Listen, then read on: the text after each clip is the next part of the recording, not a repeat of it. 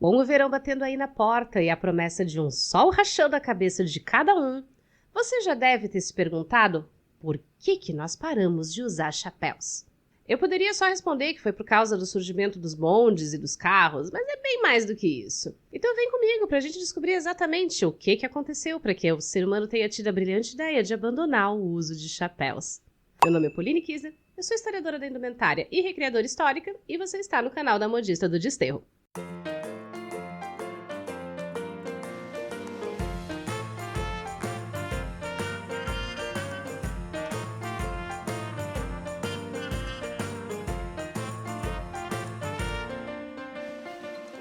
Olá, modisters! Tudo bem com vocês aí desse lado? Se você chegou aqui agora, meio perdido, e depois de tomar um chá pra lá de suspeito com um chapeleiro meio torto das ideias, seja muito bem-vindo. Nesse canal, a gente fala de história da moda, mas com consciência de classe, a partir do estudo das fontes de cada época e das pesquisas que são desenvolvidas nas universidades e nos museus. Tudo isso para trazer para você um conteúdo histórico gratuito, de qualidade, sem sensacionalismo e, principalmente, sem informação tirada do... Se você olha qualquer filmagem antiga dos anos 1910 e 1920, vai ver que a maioria das pessoas estava usando algum tipo de chapéu ou cobertura de cabeça. E em muitas ilustrações e pinturas antigas, especialmente nas chamadas pinturas de gênero, que são aquelas que representam coisas do cotidiano, os chapéus também estavam presentes. Não só eles, mas outras coberturas de cabeça, como lenços, toucados, gorros e turbantes. Para ficar só na Europa, cobrir a cabeça de alguma forma se tornou um hábito muito comum a partir da Idade Média. No caso das mulheres, cobrir a cabeça tinha até um certo sentido religioso, fazendo referência ao véu utilizado por figuras bíblicas, santas e mártires. Mas também uma razão muito prática, que era de proteger os cabelos, geralmente longos, contra acidentes e contra a sujeira do dia a dia. Mas cá entre nós, é uma maneira excelente de esconder aquele cabelo que acordou completamente rebelde e indomável ou que você não teve tempo de lavar no dia anterior, porque, bem, você trabalha e passou 3 horas presa no transporte coletivo na volta para casa.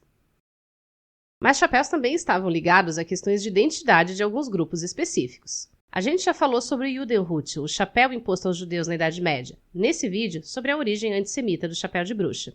Outro exemplo são as coifas brancas simples, que eram muito associadas às mulheres trabalhadoras, e essa associação perdurou até o começo dos anos 1800. Mas os homens também usavam coifas durante o trabalho, e esse uso é registrado na arte do período. Os chapéus pontudos e com véus, por exemplo, eram uma peça ligada diretamente às mulheres nobres. Isso sem falar nos diferentes chapéus religiosos utilizados por cristãos, judeus e muçulmanos na Europa medieval e na Europa moderna. Nos anos 1300 e 1400, o chaperon, que é aquele chapéu masculino com a ponta caída de lado, era usado em diferentes cores para demonstrar seu apoio a grupos políticos específicos. Só que a gente está falando de peças que eram feitas artesanalmente, totalmente, à mão. As coifas eram mais simples e podiam ser feitas em casa, assim como os capuzes. Mas para todos os outros tipos de chapéus, era necessária mão de obra especializada e matérias-primas que nem sempre eram tão acessíveis assim. Então a chapelaria mais elaborada acabou se tornando algo ligado à nobreza e à alta burguesia. Mas as pessoas comuns continuavam usando suas coberturas de cabeça, como os gorros de tecido que eram muito usados pelos artesãos. Os lenços e gorros usados pelos marinheiros do século XVII e XVIII, que deram origem ao lenço de pirata da cultura pop, além de chapéus de palha, que na maioria das vezes eram produzidos em casa ou comprados de pequenos produtores locais. Mas uma coisa era importante: fossem chapéus para os ricos ou para os pobres, quem fazia esses chapéus, em sua grande maioria, eram homens. O que só mudou nos anos 1700, quando, a partir da França, os chamados ofícios da moda foram divididos por gênero e as roupas e chapéus femininos passaram a ser feitos por mulheres. Um off aqui, porque nós temos 2 exceções nisso que são muito importantes, que são os espartilhos e os trajes de cavalgada femininos. Na França, Portugal, Espanha e Itália, os espartilhos continuaram sendo feitos por alfaiates até o início do século XIX. O motivo para isso é que as barbatanas de baleia exigiam força física para serem cortadas e lixadas.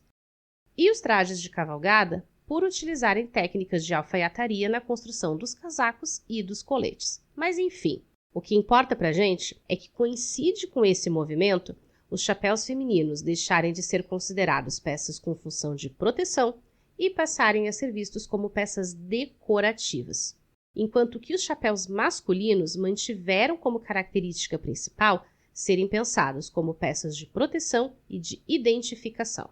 E quando a gente chega na era vitoriana, com o início da produção em larga escala de várias coisas, é exatamente esse conceito de chapéu masculino e de feminino que se mantém. Se você pode comprar um monte de coisa já pronta em um certo aplicativo laranjinha de compras online, agradeça a era vitoriana. Porque foi ali que se estabeleceu a ideia de produzir as coisas padronizadas e em grande quantidade, ao invés de peças individuais, personalizadas e 100% artesanais. Mas claro que isso só pôde ser feito às custas do trabalho anônimo de muita gente, que era submetida a jornadas exaustivas e condições de trabalho degradantes, para dizer o mínimo. A própria figura do chapeleiro maluco da Alice é inspirada num dito popular inglês: fulano tá mais doido que um chapeleiro. O motivo disso é que os artesãos que trabalhavam nas oficinas de chapelaria masculinas eram expostos diariamente a quantidades absurdas de nitrato de mercúrio, usado para selar e dar brilho ao feltro de castor usado na fabricação dos chapéus. O contato constante com o nitrato de mercúrio leva à degeneração do cérebro, com sintomas como tremores das mãos, espasmos musculares, alucinações e psicose. O nitrato de mercúrio já era usado antes disso? Sim. Mas como na era vitoriana o consumo de chapéus masculinos aumentou muito, isso fez com que mais pessoas fossem trabalhar nas oficinas e acabassem expostas a ele.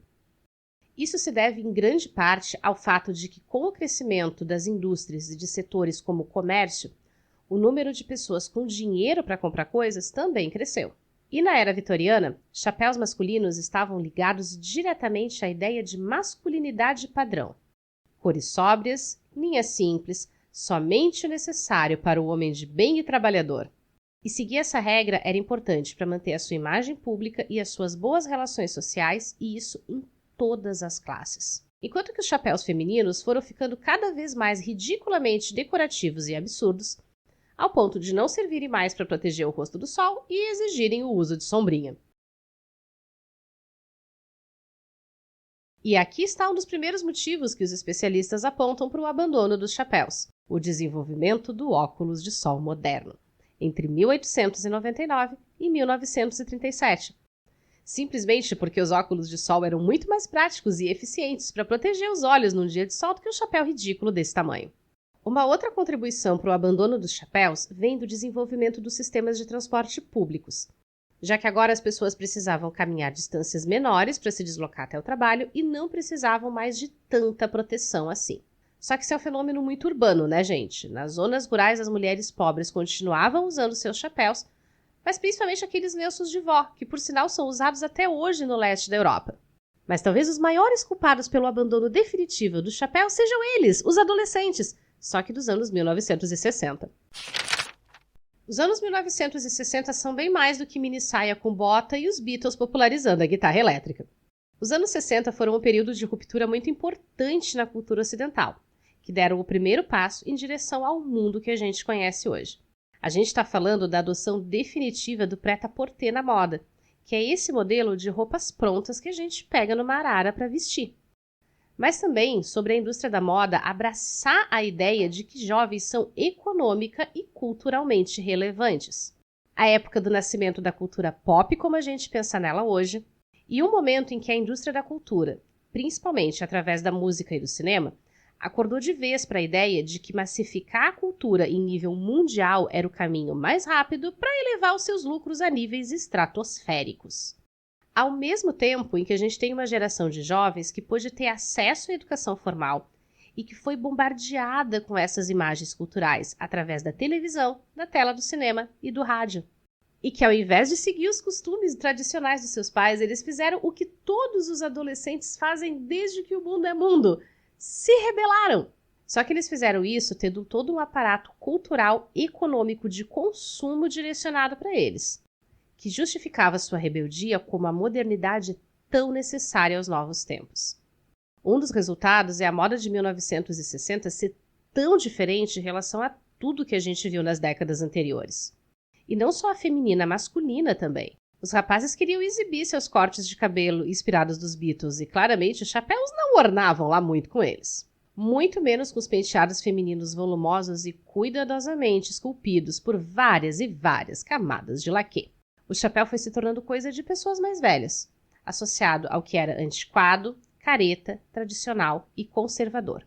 E talvez o único modelo de chapéu até hoje que desafia completamente essa imagem seja o boné, que foi revivido pelos times de beisebol dos Estados Unidos a partir de 1976 e, graças ao cinema e à televisão, começou a se popularizar em outras partes do Ocidente, a ponto de se tornar uma peça fundamental da cultura jovem masculina em diversas partes do mundo até hoje, apesar de outros estilos de chapéu terem desaparecido quase que por completo do guarda-roupa.